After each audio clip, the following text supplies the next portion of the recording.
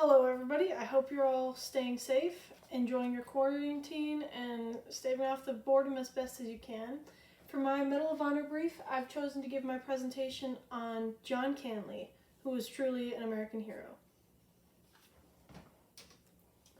John Canley was born February 1st in 1938 in Caledonia, Arkansas. He grew to be a 6'4" giant of a man and enlisted in the Marine Corps at the young age of 15 years old in 1953 in Little Rock, Arkansas.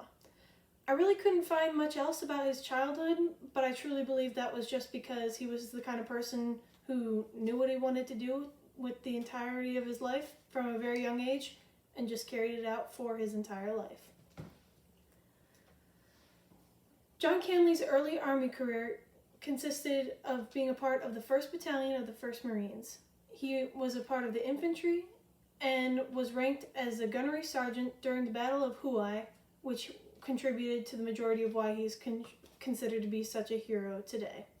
There you can see a couple of excellent pictures of him in his prime as a young Marine. The Battle of Huai is largely why we consider John Canley to be such a hero. It was part of the Vietnam War and lasted from January 30th to March 2nd, 1968. U.S. forces allied with Army of the Republic in Vietnam, opposing the People's Army of Vietnam and the Viet Cong. This was considered to be one of the longest and bloodiest battles of the Vietnam War. The Huai was such an important city to have control of because it controlled supply transport via highway, river access to the Perfume River, as well as being a base for U.S. Navy boats to be stored.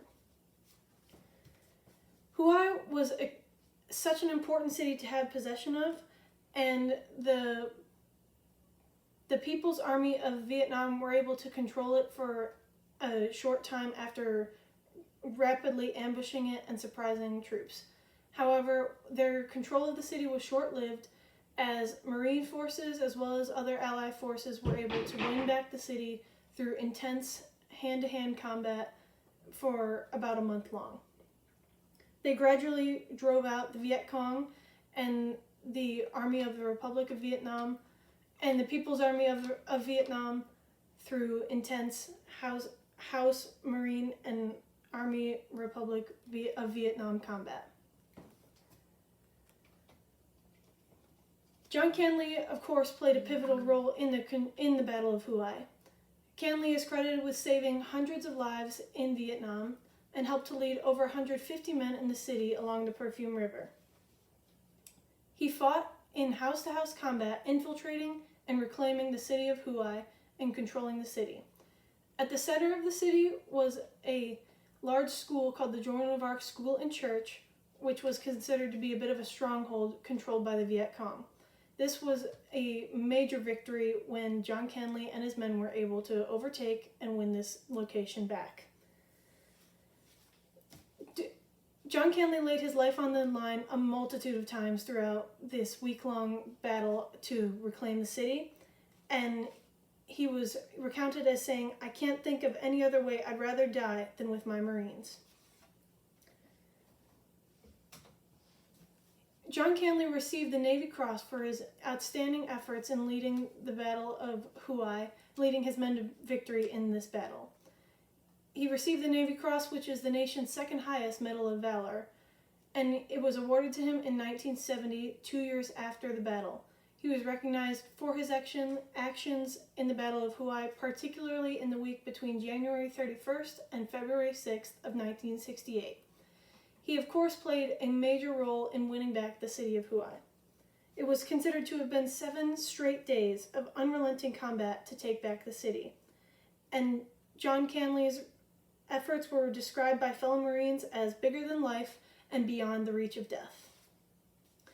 Other fantastic awards other than the Navy Cross that John Canley has received throughout his military career include the Bronze Star with Combat, the Purple Heart, the Navy and Marine Medal with Combat, the Combat Action Ribbon, 4 Presidential Unit Citations, 7 Marine Corps Conduct Medals, Good Conduct Medals, 9 Vietnam Service Medals, and a United Nations Service Medal, as well as a plethora of other awards. Also worthy of recognition is his fellow Marine, Sergeant Alfredo Freddy Gonzalez. Gonzalez also played a major role in winning the Battle of Huai. Gonzalez was recognized posthumously and received the Medal of Honor for his efforts in overtaking the Joan of Arc Church. Both Gonzalez and Canley charged into a machine gun together, showing how undaunted they were by enemy fire. They charged into the enemy building, deliberately exposing themselves to enemy fire to see where the enemy was, hoping that they would give up their position. Gonzalez, in doing so, was shot in the stomach and fatally wounded. However, Canley's account of how heroic Gonzalez's actions truly were was what allowed him to be posthumously given the Medal of Honor. Gonzalez's mother, Dalia Gonzalez, was the one who accepted the Medal of Honor in honor of her son, Sergeant Alfredo Freddy Gonzalez, and she was able to be present 50 years later when John Canley finally did receive the Medal of Honor for his own heroic actions in such battle. John Canley's citation for which he was recognized and up for the Medal of Honor included many intense recountings in which he fought off multiple vicious attacks while infiltrating the city of Huai to relieve friendly forces surrounding the enemy. He sustained multiple injuries himself, and fellow Marines recounted there were instances where he even had shrapnel in his eye that he just asked them, can you grab that out for me? And he did so, and he continued on with the mission as best as he possibly could. He assumed command when necessary, as his commanding officer was taken out by a sniper shortly after entering the city. Without missing a beat, John Canley was able to assume the position and lead his men for at least 3 days before any higher-up personnel were there to relieve him. And in doing so, he led his men through multiple battles. He valued the lives and safety of his men above all else. He was known for leading the platoon and always putting other men before himself. Anytime they came under fire, he would be the last one to drop down because he wanted to make sure all his other men were in the right position first. He led platoon attacks in the city, flanking and eliminating several enemy positions.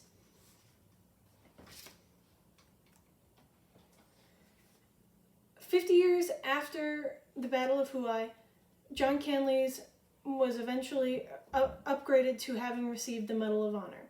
While race may have played a role in why Canley didn't initially receive the Medal of Honor back in 1970 or 1968, it was further reviewed and rectified in 2018 when President Trump awarded John Canley the Medal of Honor on October 17, 2018. He was the first living African American to have received the Medal of Honor, and he was the 300th Marine to have received the Medal of Honor. Canley clearly is very humble. I was able to actually watch the 25-minute presentation of the award to him, and throughout the entirety of the ceremony, you could tell that he was standing in a room full of people at the White House and being recognized. While he did appreciate the recognition and was able to graciously and humbly accept that he was a leader and a hero, and he did so for his men, you could tell that even 25 minutes in the spotlight was truly too much for him, and he prefers to lead by example from the background. However, he was a hero and deserved the Medal of Honor, and it was given to him much too late, but thankfully it wasn't given to him posthumously. He was able to receive it while he was alive, which was the way it should be. John Canley was recounted by his fellow Marines as being the definition of a leader for a multitude of reasons. They described him in a multitude of interviews I watched as a fatalist, fearless, humble, and a leader by example at all costs.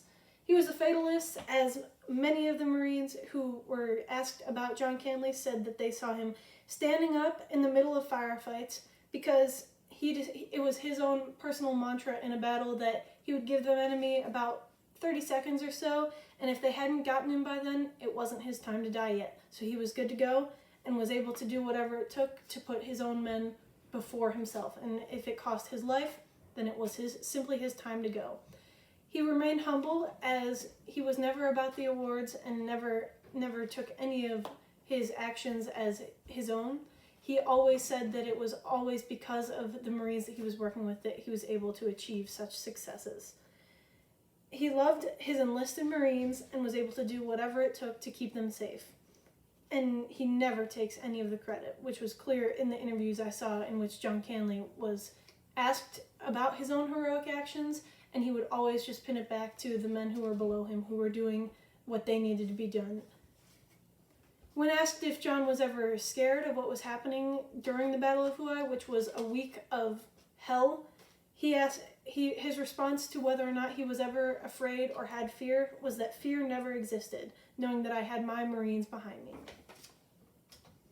And here is a video example of just how much of a leader John Canley truly was.